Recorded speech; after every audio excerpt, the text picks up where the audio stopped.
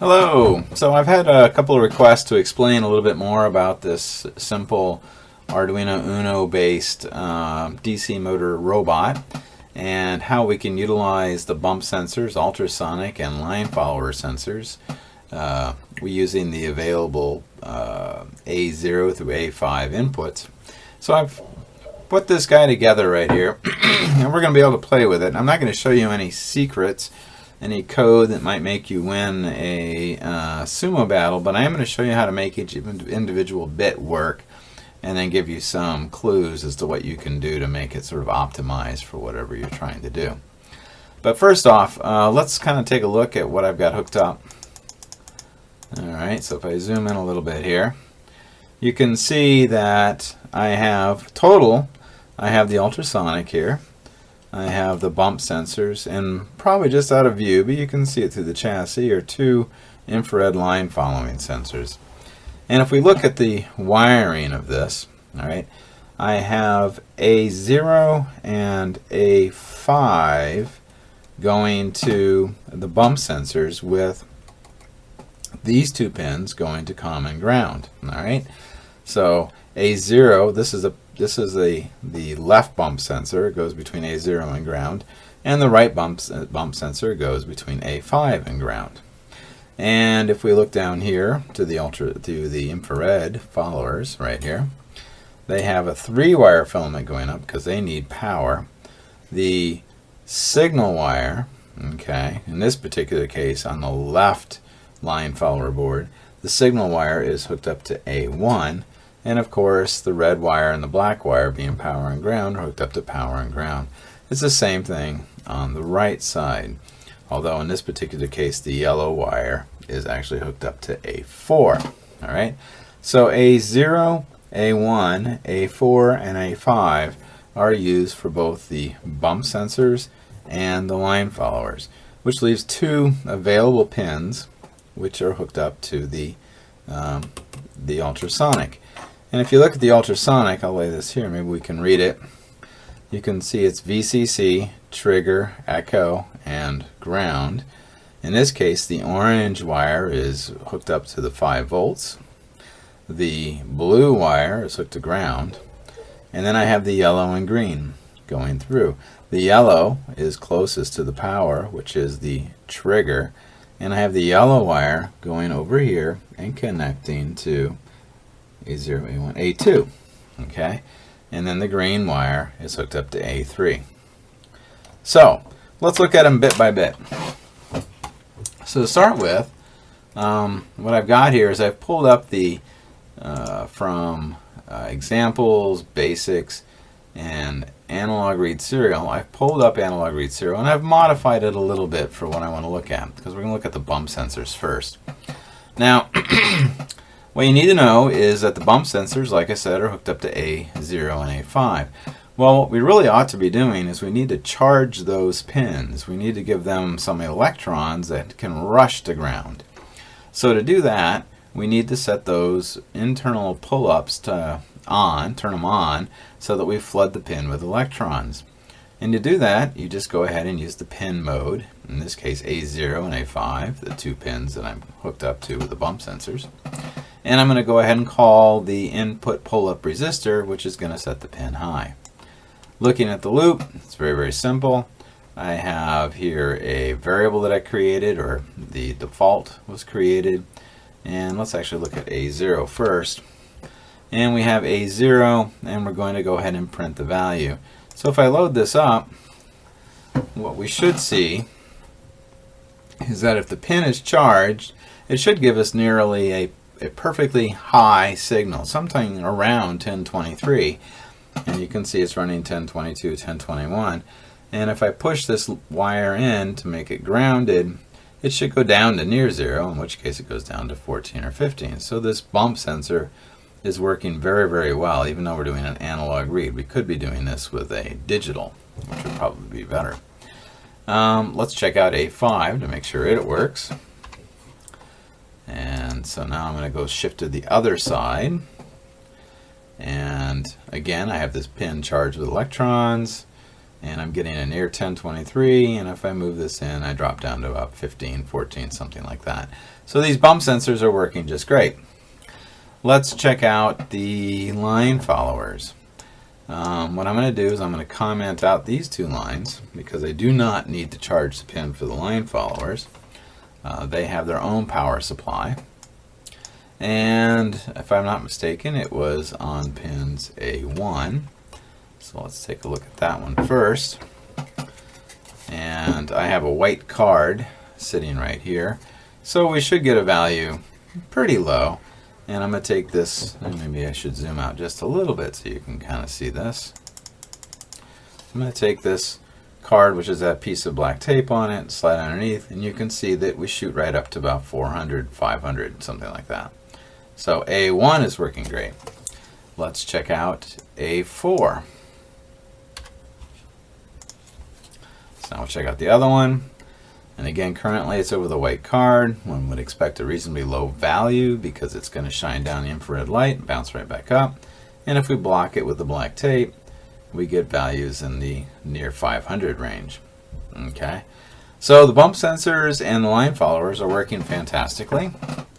Let's pull those out of the way. We can actually do, well, let's do a, we'll test the ultrasonic next. This is a little more complicated. Okay, so I'm going to kind of put this right here. I might have to shrink it down a little bit. Now, there's lots of ways to do this. There's lots of great libraries for the ultrasonic, but sometimes I think it's best just to do it from scratch. That way you can sort of understand what's going on. Remember, there are two pins that I need to concern myself with. There's the trigger pin and the echo pin. The trigger pin is the one that's going to make the ping, the sound, go off. And the echo pin, sorry, the echo pin is what's going to be listening for the signal to bounce back. So the trigger pin needs to be an output to make the ping, and the echo pin needs to be an input so that it can listen for the sound coming back. And you can see that that happens right here. All right, so I set the pin mode, I set the trigger pin to output, and I put the echo pin to input. In this particular case, I do nothing in the loop except call a non-void function. All right, and I have created a variable. This is right out of Chris Odom's volume 2 book, and I'm not going to explain it a whole lot. I hope you get the book because it explains it really so much better than what I'm going to do because this is a short video. I'm going to create a variable, distance 1. I can have multiple ultrasonics going, and then I'm going to call the function that I'm going to create, sonic range, and I'm going to put in the parameters, the arguments that I need, which is the trigger pin, the echo pin, and this is actually dealing with the distance. You know, the longer sound is not particularly fast, and if I'm in battle with a robot and I have an ultrasonic, I don't necessarily want to give it the maximum amount of time to listen for a signal to come back. That's a long time. Okay, so if I don't expect a sound, if I'm not interested in playing a game that's in an arena bigger than a meter, well, there's no reason to wait for the echo to come back if it takes longer than the time it takes for an echo to come back 1 meter. All right, so this is my timeout. I can set this so I can set a parameter within an arena and say, look, let's not wait any longer than I need to for the sound to come back. I don't need to know how far away the wall is in the room. I just need to know if there's a robot somewhere between 0 and 70 centimeters. So we're going to use that parameter. And here's that non-void function being created. We're going to make a couple variables. The timeout, okay, this is the one that's going to say, hey, how long do you want to be looking? How far away is the object? Do you want to wait, you know, forever for the sound to come back, or you want to wait for just a little bit of time? The round trip time, so the total time it takes for the sound to hit the object and come back. The distance, which is ultimately we're going to calculate. And then we can play around here. I mean, there's nothing saying that your ultrasonic is working here on Earth or you know, in an atmosphere that we're familiar with. But if you want to change it, you can. But here is the speed of sound in sort of normal room air at sea level. And here I have a little calculation. Okay, again, a lot of things are going to be multiplied by 2. because we are going to be looking for the sound to get there and come back. So here we are figuring out the timeout time. How long should I be allowing this thing to wait before I go on? Now we need to go ahead and set the trigger pin low, make sure it's at a baseline, which is nice and quiet. Then we set the trigger pin high, so we're going to send off that ping. We're going to do it for 10 microseconds, and then we're going to set the pin low. Alright, so it goes quiet again. And then we're going to sit there and listen for a pulse in on the echo pin. What kind of pulse? We're looking for a high signal. We're listening for an echo.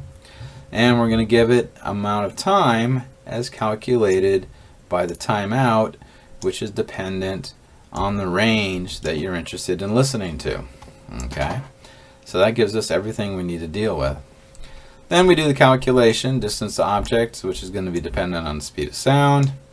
And we're going to go ahead and figure out the time round trip divided by 2, because we need to know, well, we're only waiting for the sound to go 1/2 the distance, only from here to there. And of course, the echo is twice as long, so we have to wait for it to bounce back. And we're going to send that value back home so we can see it. So if I run it, we should get some nice, let me zoom out on this camera here a little bit so you can kind of see things. And you can see that the value is being displayed down here. And as I move my hand closer and closer, by no surprise, you can see that the value goes down. So I'm at 4 centimeters and I'm at 9 centimeters, and it all fits perfectly well. Okay? So, that being said, what's the next thing I want to show you? Let's do a little test of the bumper with the motors. Okay? So let me pull this up. So the first thing we have to do, of course, is we have to load up the Adafruit motor driver, because we're going to be using an Adafruit board here. I'm going to set the speed. You can set it anywhere between 0 and 255. I'm going to set it pretty close to maximum at 250.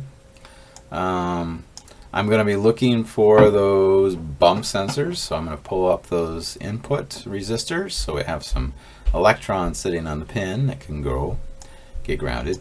And here I've created some really simple things. F for forward, B for backwards, R for right, R for left, S for stop. And all of these functions here set the directions of the motor. And I'm going to run a super simple loop. All I'm going to do is do a digital read of A5 and A0, and if I get a low or high signal, if I get a low signal, I will then cause it to stop briefly, back up briefly, turn briefly, and we can proceed on. So if I load it, and the default will be if nothing happens, if neither sensor get hit, it's going to go forward for 10 milliseconds. So let me load this up. And we should see those motors get going. And you can see it's moving forward. I don't know if you can see it in the video, but if I touch this, it goes through the actions of stopping, backing up, and reversing and turning.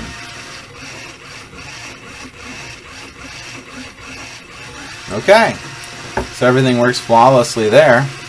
Why don't we do a quick look at the line followers? All this remains exactly the same.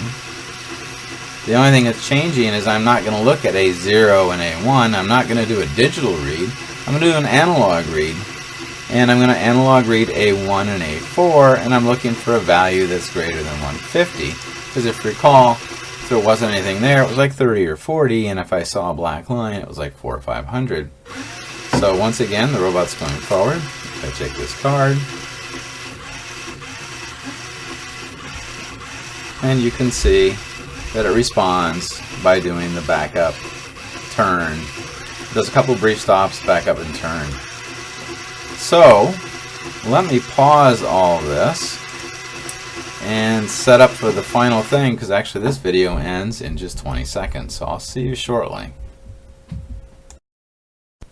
Okay, so let's wrap this up and I'll make it short. What I've done here is I've put everything together in one little sample program. And so you can see here I've got the Adafruit DC motor driver here. I'm using drivers 2 and 3. I've got my echo pin set up as I explained in the earlier video. That has not changed. I've got my default values set for 250 for the motor speed. I have my pin set for the bump sensors to input pull-up. I've got the echo and the trigger set appropriately for output and input. I've written some really simple little functions here. FS is for forward slow, FS is for forward fast. You can see that I have the motor set for forward. In this case I have the speed set at 100 and these are 250. I can actually bring that right up to maximum. What the heck, 255. I got a backup, I've got a right, I've got a left, and I've got a stop where it breaks the motor free. And then I've got this loop function which kind of goes through things, checking everything. I've got the A5 and A0, which are the bump sensors, looking for a digital low. And if it does, it's going to back up. Or, I'm sorry, it's going to stop, back up, stop, and then turn. I have the line followers here set up for an analog read, looking for values greater than 150, both on the right and the left. And it's going to turn appropriately.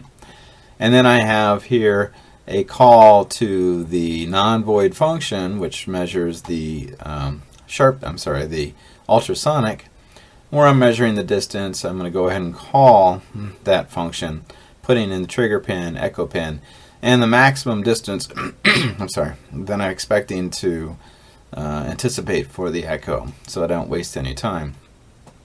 If it does see something in less than 10 centimeters, less than or equal to 10 centimeters, something's kind of close, it is going to barrel ahead full speed, try to push it off.